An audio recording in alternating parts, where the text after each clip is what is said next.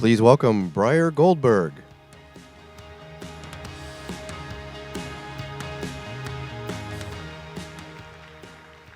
Hi, everybody. It's so good to see you. We're in for a little treat, a little something different. So my name's Breyer, and I am the head of speaker coaching at TED, like TED Talks. And the whole motto of TED is ideas worth spreading. And in my opinion, the best ideas and the most important ideas that need to be spread right now are those that are tackling the climate crisis. And I think everyone in this audience probably agrees with that. But of course, ideas are just ideas until somebody steps in and actually gets them going, which is obviously what all of these movers and shakers are doing today. And it's incredible. We have so many more fabulous pitches and brainiacs for you to hear from today.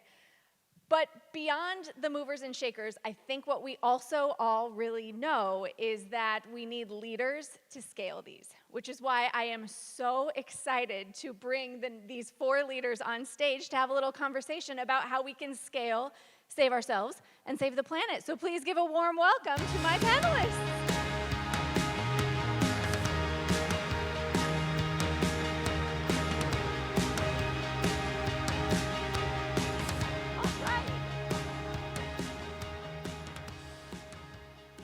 This is very exciting. All right, I thought maybe let's start. Please introduce yourselves, although I think some of you need no introduction, but please, go ahead. Hello, I'm Eric Souviron. Very pleased to be here. I'm the Senior Vice President of Unilever Business Operations Sustainability and the Managing Director of our Climate and Nature Fund. So welcome, wonderful.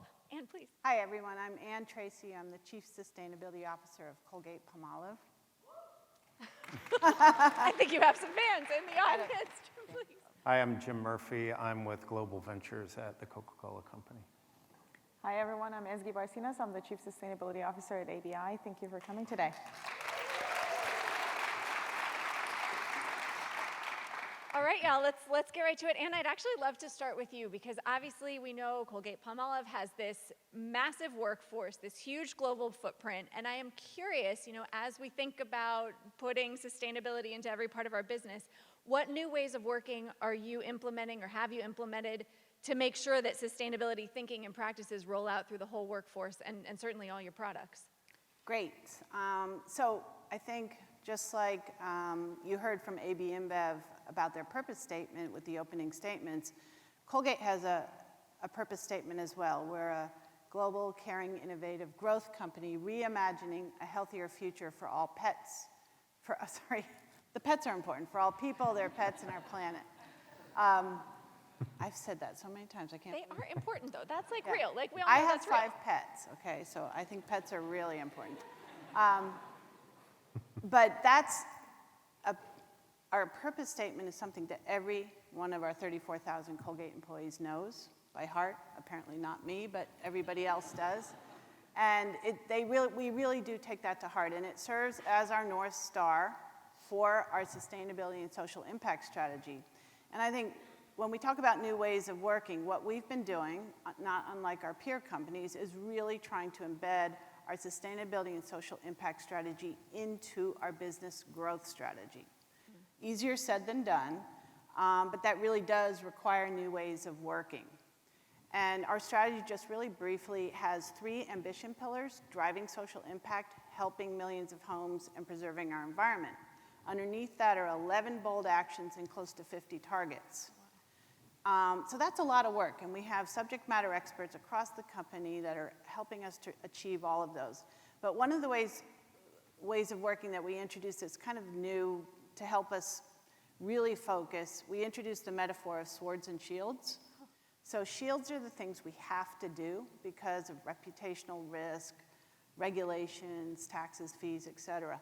Swords are where we really want to lead. So we carefully select key areas that are relevant to our business where we want to lead. And that's around eliminating plastic waste, accelerating action on climate change, and on the work we do in our communities with oral health. So that's all governed by a sustainability steering committee and our board. That's wonderful. I love that. Swords and shields. I love that. I'd actually love to hear your response to that too, because of course, AB InBev has a huge global footprint and a huge workforce and so many products. How are you thinking about new ways of working to inject sustainability into everything? Yeah.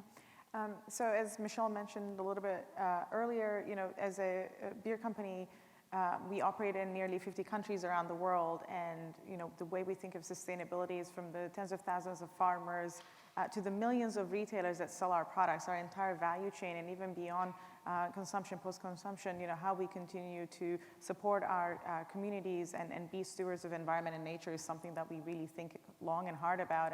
And I think Andrew said from Chansey mentioned earlier today how you should really think of sustainability as doing what you do better, and this is how we approach it. For us, this is not about a sustainability strategy, but about a business strategy that is more sustainable.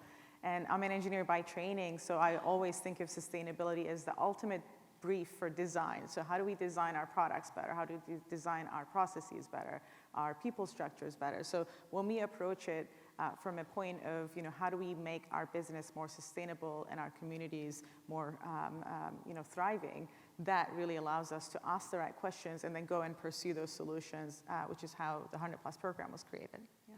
Fabulous. Thank you so much. Eric, I'd actually love to turn it over to you. Unilever has been a big player in this space for a long time, but I would love for you to talk to us about the Climate and Nature Fund. How did it get started? Where are we? What are you looking at? Lay it out for us. Yeah, thank you very much. Well, I think, the Climate and Nature Fund is a simple idea, and of course, the devil is in the detail when you have a simple idea, is how we connect our growth model and rewire our economic model, and how we are sourcing the ingredient that makes our great products in a more sustainable manner, and fundamentally create business opportunities with that for our brands. So that's what basically the Climate and Nature Fund is doing. So it's €1 billion that we've committed to invest over the next 10 years. We are very agnostic on the way we want to use it. So it's basically a budget allocation. So we can have program intervention, we can have equity intervention. We have already €200 million that are invested already in some programs, and we're making great progress. And I think the idea we have behind is to look at the intersection of two things. What is relevant for Unilever, because the world is full of problems, and Unilever cannot solve everything. So we have been choiceful in identifying platforms of interventions where we believe, because we are who we are relevant to have an action.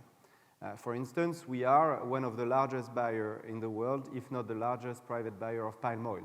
So this is an area where Unilever can have an impact and leverage on top of this €1 billion, the €34 billion of stuff we are buying every year. And so that's an accelerator in itself. The second point that we're trying to intersect with is what's relevant for us and material, and where we can have an impact. So our criteria, and that's what I say to my investment committee, that is basically the 5 presidents of our business groups, is my currency is impact. It's not dollar. So we are spending a lot of time basically to identify how we can monitor the impact we're having on our programs. And this is very important, I think, because if you look at down the chain, our brands are in a journey of learning how to communicate about sustainability. This is what you're seeing with Knorr, for instance, on our Red Jack program. This is what you're seeing with sustainable native brands like Ben & Jerry's, for instance. But brands that are probably far from a sustainability communications are learning to manipulate basically that, and that's very important if we are fundamentally believing that business can be a force for good. We need to anchor that into what we do the best in FMCGs, which is making fantastic products with incredible brands. Yeah. And that's how we can, I would say, wire the 3.4 billion consumers with us that we're touching every day. Love that. 1 billion, you said, just to be clear. Can we just have a moment for that? Like, that's no joke. Yes, thank you. It's wonderful. It's just wonderful. Jim, I'd love to keep it on this general topic, because if I'm not mistaken, you had a big win this summer. You're doing great things over at Coca-Cola. And I would love for you to talk about the Greycroft Coca-Cola System Sustainability Fund, because this is very exciting. Can you tell the audience a bit about the fund and how you pulled this off? I think that's probably what these folks are excited to hear. Sure. So I'll start with one data point, and I know you all know this, but the Coca-Cola system is a franchise system. So there are a few of us in Atlanta, but we have local business partners around the world, and our bottlers are very big entities. So on a good day, we're this fabulous large distribution system that get in every nook and cranny in the world. On a bad day, we're a bunch of different publicly traded companies. And when you think about the sustainability challenge, which is vast, it's very much hits all levels of our business in every respect, no matter what geography. So in talking with some of the bottlers that had an interest in investing in the space, I kind of pulled together the top 8 bottlers, and the idea is, and the analogy I use, we're a data lake of good ideas and smart people. That's the good news. The bad news is we're a lot of people that get in each other's way. So I view all of the smart people at Coke as being the data lake of ideas. But if you think about it, we need a VC partner, somebody that has the discipline, the rigor, the speed, so that we don't get lost in our bureaucracy or our big company ways. So the idea is to marry each of us as LPs, the Coca-Cola company and the bottlers, with the VC partner, so you have a data lake and you have the microprocessor of ideas. And my fundamental belief is that with the largest B2B supply chain in the world, billions of consumer transactions every day, we need to step out front and enable some of that emerging tech and science that can make the world a more sustainable place. We use our scale to do that, and doing it in this manner when we're all together with our bottlers versus Coca-Cola telling the bottler what to do, or the bottler saying, Coke, I want to do this. Hopefully, it will have a more unified, impactful, exponential effect. Good on you. Congratulations. That's exciting. That's so exciting. Actually, well, on this idea of collaboration and bringing the right minds together, Ezgi, I'd love to ask about collaboration, because of course that is what the 100 Plus Accelerator is. But I'd be curious about how you're thinking about collaboration internally, also with your global footprint and your workforce, and rolling out sustainability practices throughout. Collaboration specifically, I'd love to hear your thoughts on that. So I always talk about this concept of team of teams. So I always think of, yes, my core team of experts and specialists on different topics in water, packaging, climate, agriculture, etc.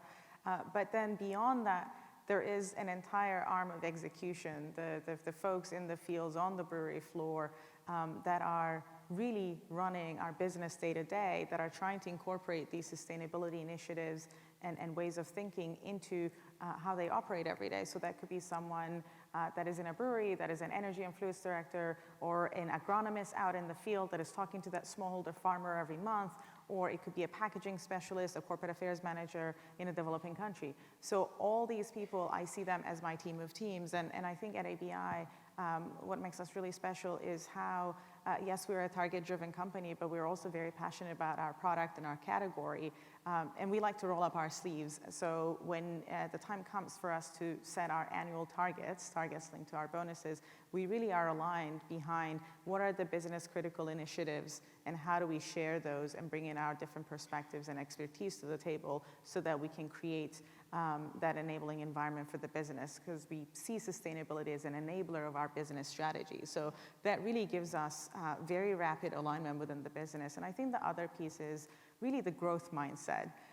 Again, we work a lot with our technical teams, the engineers, the PhDs, the scientists, and they have a lot of questions, and they're not shy about asking these questions or raising their hands to say, hey, we haven't found a solution for this, or some of our biggest suppliers don't have an answer for this question. And that's how we can then together collectively turn to the 100 Plus program and really put those challenges out there, and maybe have them year over year out on our website, because we really also see this as an opportunity for the innovation pipeline to learn from and to be informed by, what are some of the big companies like ABI, Colgate, Unilever, Coke are looking for to tackle within their own value chain.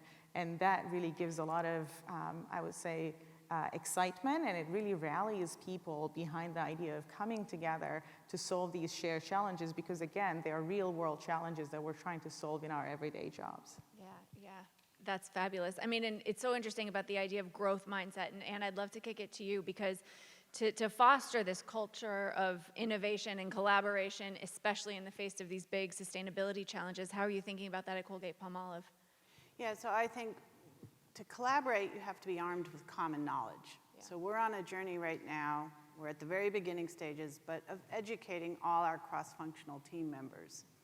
And we're educating them not only on our targets that I mentioned, but on the impact Colgate has on people and on the planet. And with that impact, people now are learning and understanding both the risks and the opportunities that presents for us. And I want to give you an example, I think, where we've turned a risk into an opportunity. So branded litter is a huge issue, a huge reputational risk for many of us across the world. It shows up everywhere. And so one of our big issues is our tubes. We make half the world's toothpaste tubes. And if I got my statistics right, half of you brush your teeth with Colgate today. So that's a lot of tubes, right? The world uses about 20 billion tubes of toothpaste every year. So we decided back in 2015 that we had to make sure that our tubes would become part of the circular economy. So we worked hard on developing the first recognized recyclable toothpaste tube. And we've shared that technology, so other companies, including my friend to the right here, are now also moving to a monomaterial HDPE tube, which is a number 2 plastic. So it's a journey. We also make most of our own tubes, so that's been a huge transformation within our supply chain. So we had to invest millions of dollars in new equipment. But now, in the US and in Europe, where we launched first, we are making steady progress to moving all our tubes to this new recyclable version. That's amazing. That's amazing. And I hope everybody brushed their teeth, and more people should brush them with Colgate. And yeah, more people need to brush their teeth. Eric, I'd love for you, I want to go back to the money a little bit, but more specifically kind of the philosophy behind this, because Unilever was one of the first to really put nature at the center here. And I'm just curious, how you ended up focusing on nature, especially when the ROI is a little hard to define, and sometimes when we invest in nature, it's a long play. So talk to us just how you think about that. Yeah, just a disclaimer, I brushed my teeth with Signal today. Let the record state. Yeah. Predictable. Collaboration, I swear, collaboration. Which I is said also, half. which is also fantastic. And by the way, so I think everything that we're doing is with nature, right? So at the end of the day, and I think there is an incredible opportunity to change the narrative around nature. So one thing that strikes me and has been striking me for many years in different capacities is that nature is the only asset that when we're investing in the asset is appreciating. So there is an incredible potential behind the investment in nature actually to create more value and to share the value. And I think we are collectively very short-sighted not to invest into that. I still don't understand why when we are investing into green solution, you cannot, for instance, amortize them.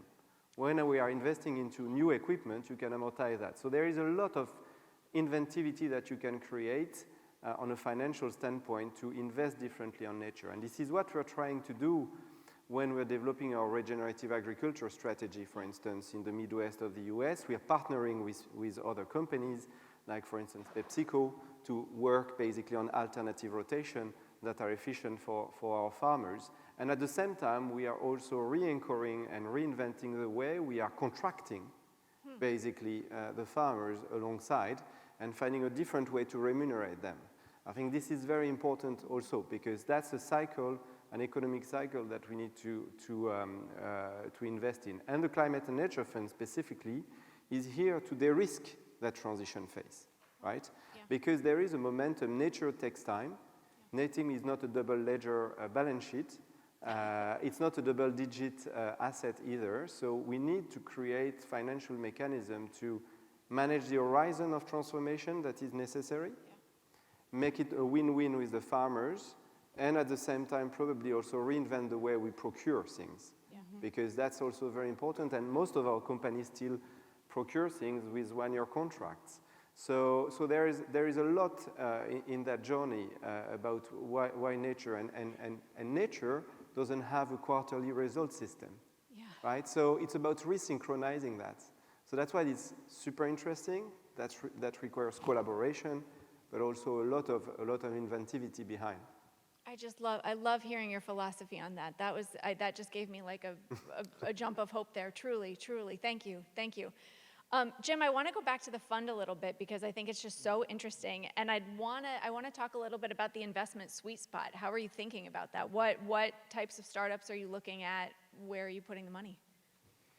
Look, this is going to change over time, but where we're starting is basically where we believe our carbon footprint is as a system. Everybody, I think, feels the pain on packaging. So if you think about it globally, you could say maybe half of our carbon footprint is from packaging. And then basically clicking down the line of big contributors. One thing that you might not think about is cooling technology. So our products taste better when they're cold, and coolers aren't always great for the environment. Decarbonizing our plants, water is in there. And it's funny, we made our first investment last week, which has been disclosed, and it's an EV company that's going to do medium-duty electrical vehicles in the US. So it has two benefits. One, you don't have to have a CDL driver. Two, I didn't think about it, and I'm not that smart. To have enough batteries to electrify a semi would be another semi. So I think to downshift to smaller trucks, but also ones that are more viably electric, is interesting. And if you had asked me a month ago, I wouldn't have thought about batteries, but as I think about the pressure on our plants and our bottlers with a weak power grid, as batteries evolve and the power can go back and forth, that becomes huge for us. So we're starting in these areas. We're going to end up where we think we can make the most difference in improving our carbon footprint. And I would say our sweet spot is we want our cake and eat it too. We want to invest at growth stage, ready to commercialize. By the same token, we're going to be writing a lot smaller checks because, as we all know, capital is not the issue, it's what you can do. So we're hoping to write growth stage checks for more like 10 million versus hundreds of millions. And my naive hypothesis is people might take our money if they believe in our marketplace. So we're, in theory, not going to invest if at least one of our bottlers isn't willing to pilot or deploy it. Wow, good for you. I wish we could talk all day. I'm so grateful to all of you, and I'm sure that everybody in this audience feels that same sentiment, but I'm so grateful for you sharing and being so open, and I'm so grateful for the work that you're doing. And let's now hear some more fabulous ideas. Thank you all. Give these folks a round of applause.